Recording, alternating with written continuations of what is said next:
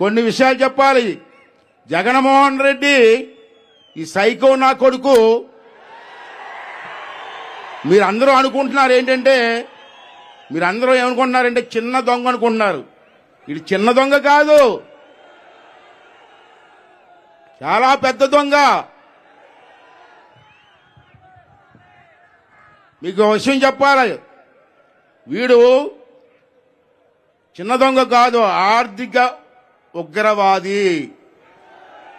Press వాళ్ళు రాసుకోండి headlines. వీడు ఆర్థిక ఉగ్రవాది, ధన పిశాచి. ఎందుకన్నానంటే ఈ మాటలు, వీడి మీద ఎన్ని కేసులు ఉన్నా తెలుసా మీకు? మీరు జైలుకి వెళ్ళాడు అనుకుంటున్నారు, వీడి మీద ఎవరికీ లేని కేసులు ఉన్నాయి. ఒకసారి చూసుకుంటే ఆశ్చర్యపోతారు మీరు.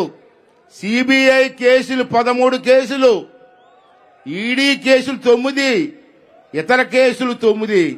ఇన్ని కేసులున్న ముఖ్యమంత్రిని ఎక్కడైనా భారతదేశంలో చూశారండి మీరు? ఇటువంటి పనికిమాల నా కొడుకా మనకు ముఖ్యమంత్రి? ఆంధ్ర రాష్ట్ర ప్రజలు సిగ్గుపడవలసిన అవసరం ఉందా లేదని అడుగుతున్నాను ఈవేళ.